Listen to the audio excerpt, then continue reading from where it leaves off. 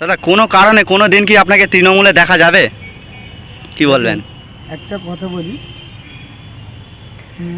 আমরা 2021 থেকে ছোটো ভাইজানের সাথে ছিলাম, ছোটো ভাইজানের সাথে আছি, আইএসএফের সাথে আছি।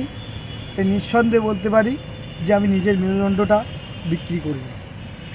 আইএসএফের মিটিং মিছিলে চোখে পড়ার মতো ভিড়, কি বলবেন এই বিষয়ে? দেখেন, আইএসএফের মিটিং মিছিলে যে ভিড় হচ্ছে সেটা হচ্ছে আইএসএফের আইডিওলজিটাকে জানতে হবে আমাদেরকে। আইএসএফ কিন্তু ক্ষমতা লড়াইয়ের জন্য আসেনি,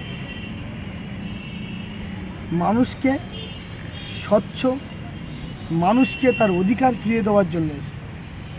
আইএসএফ মানে দলটা প্রতিষ্ঠিত হয় এখনও 3 বছর হয়ে গেছে, এখনও মানে এত হারের পরে যে বিধানসভায় হেরে গেলেন, একাধিক জায়গায় পঞ্চায়েতে নমিনেশন জমা করতে দেয়নি, তারপরেও এখনও মানে আইএসএফ ছাড়ছেন না। আইএসএফ থেকে মানে কোনোভাবে কি দমানো যাচ্ছে না? দেখেন, আমাদের ছেলেদেরকে কেস দিতে পারে, জেল দিতে পারে, জেল খাটাতে পারে, মিথ্যে কেস ঢুকিয়ে দিতে পারে, কিন্তু একটা কথা আমি স্পষ্টভাবে বলতে চাইছি যে আইএসএফকে মন থেকে মুছে ফেলতে পারবে না। 2025-এ আর কোনো ভোট নেই, আবার 2026-এ বিধানসভা ভোট, সেই ভোটের ময়দানে কি আইএসএফকে বা আপনাদেরকে কি দেখা যাবে? অবশ্যই, এটা 2026-এ বিধানসভা ভোটে আইএসএফ লড়বে, এটা অবশ্যই।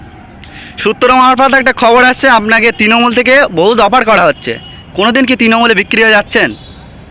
দেখেন, তৃণমূল থেকে অফার কে বা কারা করছে সেটা তো আমি ক্লিয়ার নই, কিন্তু আমি টিএমসির কাছে মাথা বা অন্য কোনো দলের কাছে মাথা বিক্রি করব না, কারণ আমি একবার বিক্রি হয়ে গেছি, সেটা আইএসএফের কাছে আর কোনোদিন বিক্রি হবার কোনো সময় আসে না। এমন কথা ভাঙড়ের আয়েশা বিবিও বলেছিল, আপনারটাও কি তেমন?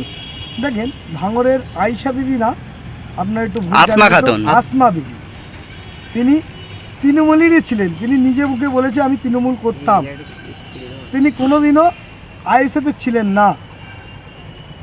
তাহলে আইএসএফের ঝান্ডা, আইএসএফের মানে নওশাদ সিদ্দিকের সঙ্গে জেলে কি বলবেন?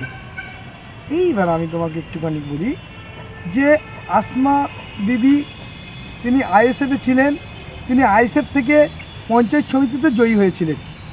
তানাকে একবার বলুন যে আগে আইএসএফের পদটা ছেড়ে দিয়ে তারপর তৃণমূলে জয়েন করতে, এবং সাথে সাথে পরবর্তীতে তিনি আবার নির্বাচিত হয়ে আসতেন।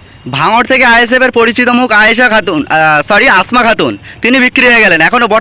এখনও মেরুদণ্ড সোজা রেখে লড়াই করছেন বসিরহাটে, অর্থাৎ সন্দেশখালীর বেতাজ বাদশার এলাকার আইএসএফের নেত্রী আয়েশা খাতুন, তিনি এখনও লড়াই করছেন মেরুদণ্ড সোজা রেখে আইএসএফের দিকে, কি বলবেন? দেখেন, আয়েশা বিবিকেও কিন্তু বিনা কেসে জেল খাটানো হয়েছিল। আমরা দেখেছিলাম ভানু প্রতাপের পোলট্রি ফার্মকে পোড়ানোকে কেন্দ্র করে তানাকে শবে বরাতের দিন, শবে মিরাজের দিন তানাকে অন্যায়ভাবে অ্যারেস্ট করা হয়েছিল। তার পরবর্তীতে তিনি জামিনও পেয়েছেন, এখনও তিনি তার মেরুদণ্ডটা সোজা রেখেছেন। ভাঙড়ে দুই দাপটে নেতা আরাবুল এবং শওকত মোল্লা, দুজনের মধ্যে তুমুল ঝগড়া ও মারপিট সৃষ্টি হচ্ছে, মুখোমুখি লড়াই মূলত। একটা কথা বলি, কি বল? যে দুই দাপুটি নেতার কথা আপনারা বলছেন, এই শওকত মোল্লাকে নটোরিয়াস ক্রিমিনাল বলে আখ্যা দিয়েছিলেন স্বয়ং তানার নেত্রী, আর একজনকে যার নাম করছেন আরাবুল, তিনি এই রিসেন্টলি জেল খেটে বাইরে বেরিয়েছেন।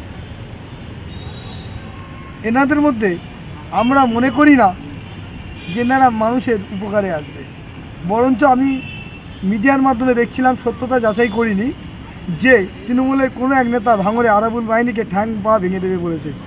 এটাই রাজনীতি ওরা করছে।